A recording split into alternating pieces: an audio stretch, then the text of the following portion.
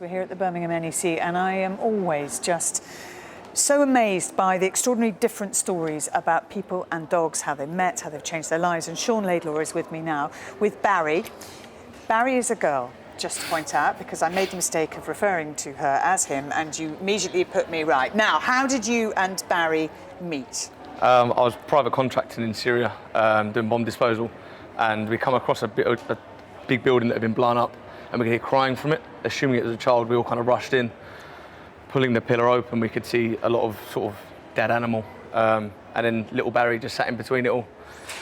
She was absolutely tiny, and then when we sort of got her out, it took another week to gain her trust to allow us to touch her.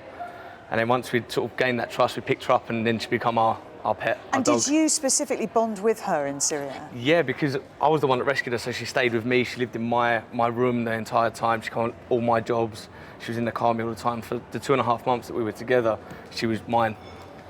And what happened when you had to come back to the UK? So I returned on leave, expecting to go back in 2 weeks, but the contracts come up and I got told I weren't going back. And at this point I realised that I'm just going to be without my dog, so we had to sort of really quickly come up with an action plan, and a charity called War Paws really helped me.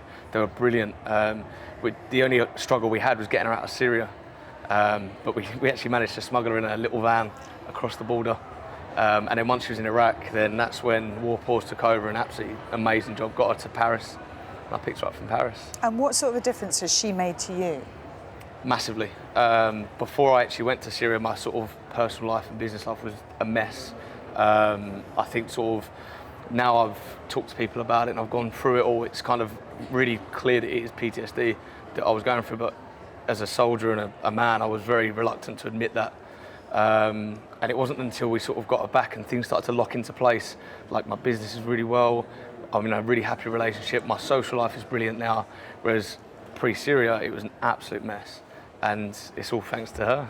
And do you sort of feel that she's a kindred spirit because she has been through what you've been through? 100%, yeah. She was out in Syria with me, she's done all the jobs with me, she saw what we saw, and she's got her own struggles as well. Trying to be a sort of pet, but coming from being a normal dog, it's kind of the big struggle for her, trying to learn how to be a pet rather than just an animal, really. Well, actually, on that point, Chirag has rejoined us, and that, as Sean says, is the big step for a dog, to go from what she's been through to then adapting to a domesticated life. Yeah, and it's a huge change. They're living maybe in the street, around a lot of other dogs, and maybe people haven't treated them the best. I know in some street dogs that I've seen, people throw things at them, or children will chase them, and so when they get to the UK and they're living in a house with lots of children, it can be really stressful for them. So slowing things down, making it really positive, using treats and toys, things they may like, other dogs, and introducing them to new spaces with doggy friends may be a good way of doing that.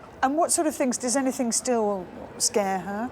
She's never scared of anything. That's the biggest thing, like even loud bangs, anything. She loves crowds, she loves people. The biggest kind of challenge we have is that she wants to be an outside dog. She wants to be this protector and a shepherd, really. We really need to try and tell her that I'm the boss and she's not, but that's our biggest struggle, yeah. Is that a struggle for you as well, Sean? A little bit, yeah. A little bit. Well, I'm so glad that you came in with her. She is absolutely adorable, and clearly you have this amazing bond, and she's made a big, big difference to your life, so thank you.